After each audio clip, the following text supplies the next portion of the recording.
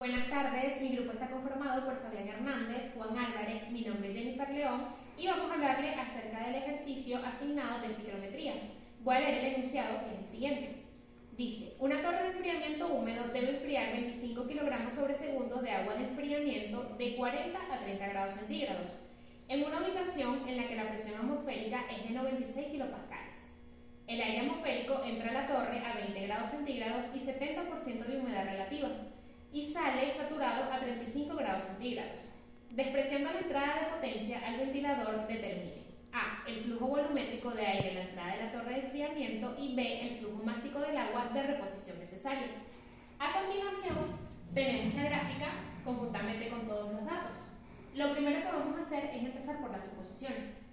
En la suposición 1 tenemos que existen condiciones estacionarias de operación y por lo tanto el flujo másico de aire permanece constante durante todo el proceso. En la suposición número 2 tenemos que el aire seco y el vapor de agua son gases ideales. En la suposición número 3 los cambios de energía cinética y potencial son insignificantes y la suposición número 4 es que la torre de enfriamiento es adiabática. A continuación, lo primero que haremos será el balance de masa de aire seco. Tenemos que la masa de aire 1 va a ser igual a la masa de aire 2, que va a ser igual a la masa de aire total. Con respecto al balance de masa de agua, tenemos la sumatoria de la masa de entrada es igual a la masa de salida, esto por primera ley. A continuación vamos a agrupar las masas correspondientes de entrada, que sería en este caso M.3 menos M.4, y de este lado las masas de salida conjuntamente con la humedad específica. A continuación vamos a hacer balance de energía. Tenemos que el calor es igual a 0 y el flujo va a ser igual a 0. ¿Esto por qué? Porque recordemos que según la suposición 4, la torre de enfriamiento es adiabática. Luego de esto, ¿verdad? Hacemos la ecuación de balance de masa de agua y lo que vamos a hacer es despejar, en este caso, M.4 nos queda en función de M.3 menos M.A multiplicando a W3 menos W1. Luego de tener esta ecuación, lo único que vamos a hacer es sustituir. Acá tenemos todo el procedimiento de cómo se despejó y cómo se sustituyó, teniendo como resultado final, en este caso en nuestra ecuación número 1, que va a ser M.3 multiplicando a la entalpía número 3 menos la entalpía número 4 sobre la entalpía número 2 menos entalpía 1 menos W2 menos W1, todo esto multiplicado por H4. Luego vamos a proceder a buscar la presión de vapor 1, ¿verdad?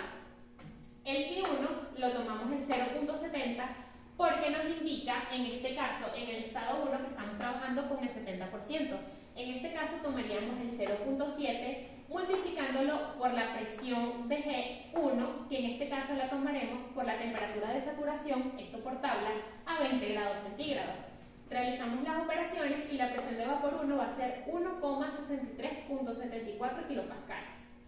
Luego, para la presión de aire, vamos a restar la presión de 96 kilopascales menos la presión de vapor 1, que es la que obtuvimos anteriormente, ¿verdad?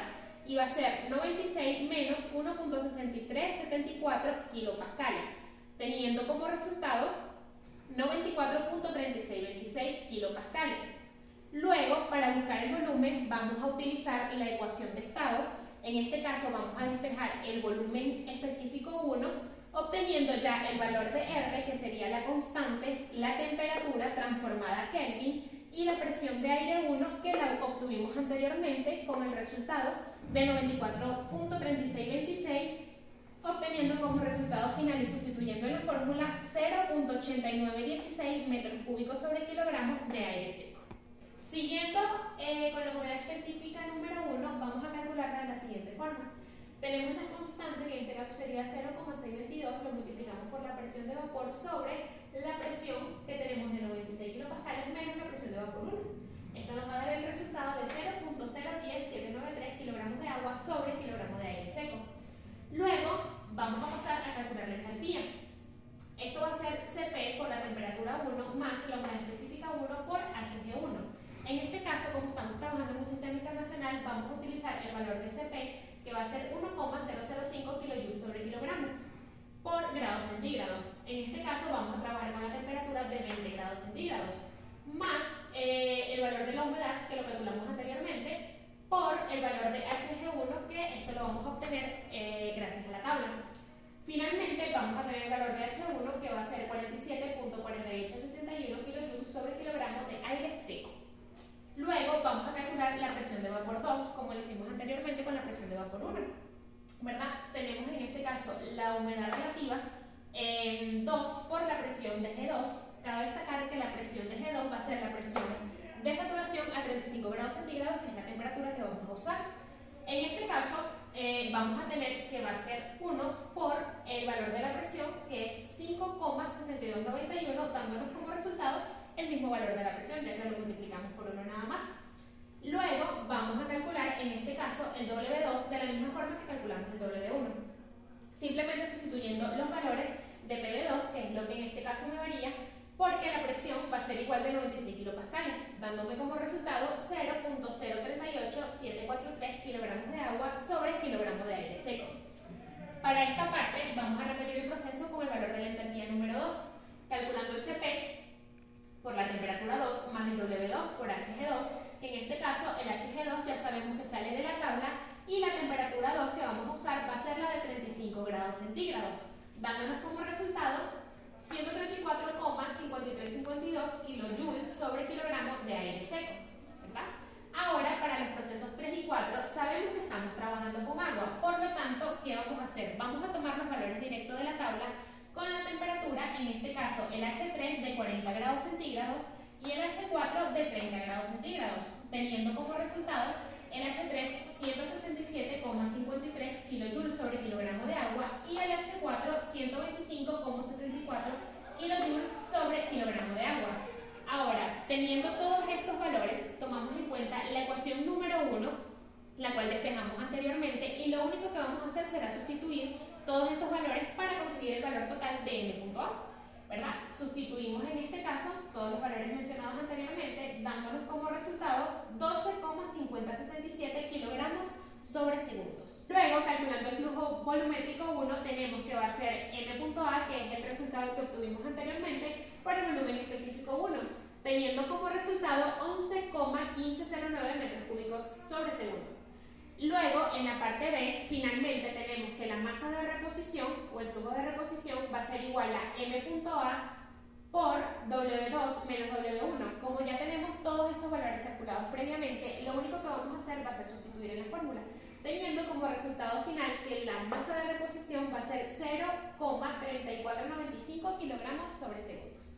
A continuación, procederemos a realizar el ejercicio correspondiente a la parte de combustión, que tiene el siguiente enunciado. Se quema combustible de N-butano, que es equivalente a C4H10, con un exceso de aire del 100%. Determine la fracción molar de cada uno de los productos. También calcule la masa del dióxido de carbono en los productos por unidad de masa del combustible y la relación aire-combustible.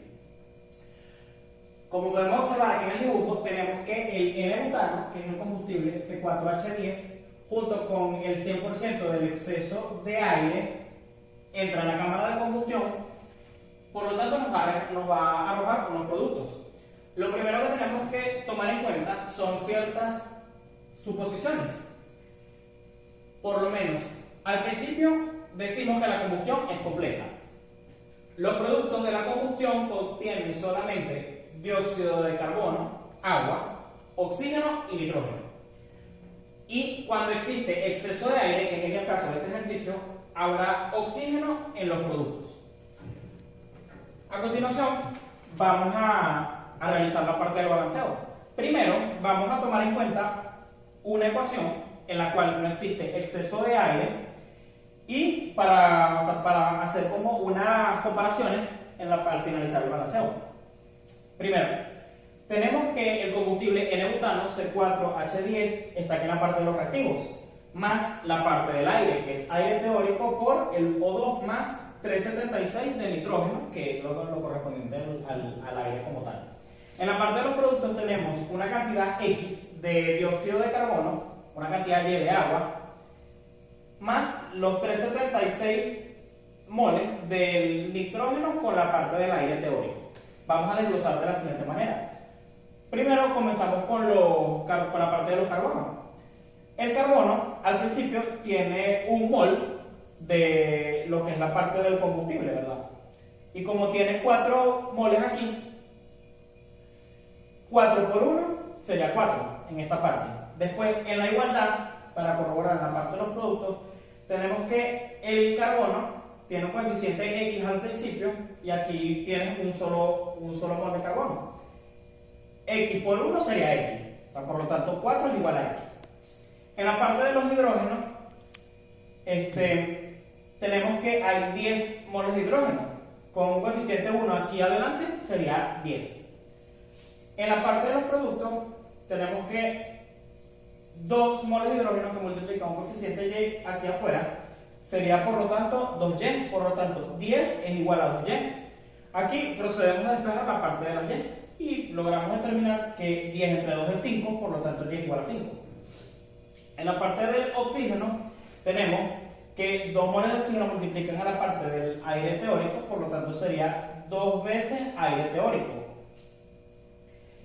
En la parte de los productos tenemos que 2 moles de oxígeno se multiplican con el coeficiente X, por lo tanto nos queda esta parte 2X. Más 1 mol de oxígeno se multiplica con la parte con el coeficiente de Y, por lo tanto sería 2X más Y. En este caso procedemos a despejar el aire teórico para determinar el valor. Despejando tenemos que, sustituyendo los valores, que X igual a 4 y Y igual a 5, 2X, que es 2 por 4 es 8, más Y, que es igual a 5, sería 2 por 4, 8, más 5, 13, entre 2, despejando el 2 que está multiplicando el aire teórico, sería 13 entre 2, 6.5. Por lo tanto decimos que en este caso el aire teórico es igual a 6.5. Para el caso de este ejercicio, que hay presencia de exceso de aire, tenemos igual el combustible N-butano, ¿verdad? Que es C4H10. Aquí, ¿verdad? En la parte del aire, como tenemos 100% de aire teórico, vamos a decir que ese 100% se le suma a la cantidad de aire teórico que existe desde un principio. En esta ecuación, como la combustión es completa, eso quiere decir que existe 100% de aire teórico. El porcentaje, en este caso, llevándolo a una unidad porcentual, decimos que 100 es 1. Por lo tanto, aquí el 1 multiplica al aire teórico. En este caso, como la combustión es completa y aparte existe 100% de exceso de aire, decimos que 1 multiplica al aire teórico por el 100% de la combustión completa, más el 1 del 100% del exceso de aire que existe. Por lo tanto, nos queda 2 AT, ¿verdad? Que en este caso sería lo que multiplica al aire como tal. En la parte de los productos tenemos igual aquí el dióxido de carbono con un coeficiente X, el agua con un coeficiente Y. Aquí tenemos la presencia del oxígeno en la parte de los productos, como dijimos allá, que al existir exceso de aire, por lo tanto habrá oxígeno en esta parte. Más el número 2 que está multiplicando allá afuera la parte del aire, en la parte del nitrógeno sería 2 que multiplica al 376 que está allí por el aire teórico que está allá afuera, que multiplica el nitrógeno, la parte del nitrógeno. Procedemos a desglosar igual de la siguiente manera para realizar el balanceo de esta ecuación. Comenzamos con la parte de los carbonos, igual que la primera ecuación. Un coeficiente 1 que está aquí adelante, ¿verdad? Multiplica a los 4 moles de carbono que están aquí presentes. Por lo tanto, 4, o sea, queda aquí solamente 4 al principio, antes de la igualdad. Después de la igualdad, en la parte de los productos, vemos que existe un mol de carbono, igual que en la primera ecuación, que multiplica al coeficiente X, por lo tanto 4 es igual a X. En la parte del hidrógeno, tenemos que igual el coeficiente 1 multiplica a los 10 moles de hidrógeno que están en los reactivos. Y en la parte de los productos, tenemos que 2 moles de hidrógeno multiplican al coeficiente Y, por lo tanto 10 es igual a 2Y. Igual que en la primera ecuación, despejamos el valor de Y, 10 entre 2 es igual a 5. En este caso, para el oxígeno, como aquí cambia, cuando tenemos 2 veces el coeficiente, el número 2 que está multiplicando la parte del aire teórico, cambia porque 2 moles de oxígeno que multiplican a 2 veces el aire teórico, por lo tanto nos queda 4 AT de este lado de la igualdad.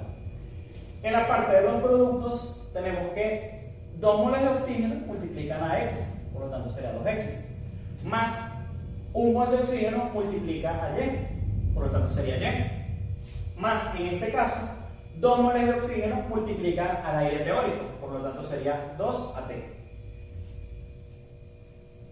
En este caso agrupamos lo que es la parte de los aire teóricos para un lado de la igualdad y dejamos lo otro del otro lado de la igualdad. Por lo tanto, 4 menos 2 sería 2 veces AT, que sería igual a 2x más y. Por lo tanto, despejamos también el aire teórico, que despejando, bueno, sustituyendo también los valores, queda que 2x, que sería 2 por 4, es igual a 8, más y, que es igual a 5, más 5 sería 13, entre 2 sería también 6.5, 3 entre 2 sería 6.5. Con esto podemos corroborar que el hecho de que exista 100% de exceso de aire no afecta la cantidad de aire teórico que exista, como si no hubiese aire teórico allí presente. Por lo tanto, al ya sustituir todos los valores en la ecuación sustituyendo los valores de la X, la Y y el valor del aire teórico, tenemos que C4H10 más 13, que multiplica a la parte aquí del aire. En los productos tenemos 4, que es el valor de X, 4 que multiplica el dióxido de carbono, más 5, que es el valor de Y, que multiplica el agua, más 6.5, que multiplica el oxígeno, que es el valor del aire teórico, más, realizando toda la multiplicación, que sería 2 por 376 por 6.5, en total todo eso nos da 48.88, que multiplica al nitrógeno. Por lo tanto, así quedaría la forma de la ecuación ya balanceada. La ecuación ya balanceada con el exceso de aire para este ejercicio. A continuación, procederemos a calcular los productos de las fracciones molares. Para empezar a calcular los productos de las fracciones molares, primero debemos calcular lo que es el número de moles completo en la parte de los productos. Por lo tanto, multiplicamos cada uno de los moles que están allí al principio. 4, ¿verdad? Más 5, que es el que está aquí en el agua, más 6.5, más 48.88 N2. Al realizar toda esta suma, nos da el resultado que el número completo de moles de los productos sería 64,38 kilomoles. Por lo tanto, ya podemos buscar la fracción molar de cada uno de los compuestos que están en los productos. La fórmula para calcular las fracciones molares sería el número de moles del compuesto entre el número de moles total de los productos. Por lo tanto, vamos desglosando por cada uno de los compuestos de los productos. Comenzamos con el dióxido de carbono. La fracción molar del dióxido de carbono sería igual al número de moles de dióxido de carbono entre el número de moles total de los productos. Como existen 4 moles de dióxido de carbono, por lo tanto sería 4 entre 64,38, que fue lo que nos dio. Al hacer la división nos queda 0,0621. Para el agua, tenemos que para el agua, igual el número de moles del agua entre el número de moles totales sería 5 entre 64,38. Al realizar la división nos queda 0,0777. Para el oxígeno, ¿verdad? Tenemos que lo mismo, el número de moles de oxígeno entre el número de moles totales.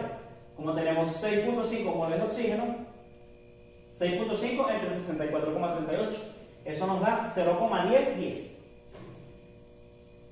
Y el nitrógeno, igualmente, número de moles de nitrógeno entre el número de moles totales será igual a 48,88, que son los que tenemos aquí en la ecuación de nitrógeno, entre 64,38 kilomoles. Eso nos da igual a 0,7592.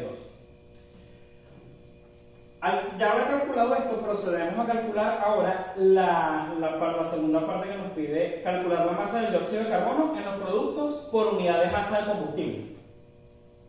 Eso lo buscamos con la masa molar del dióxido de carbono, porque es lo que nos están pidiendo, entre la masa molar del combustible.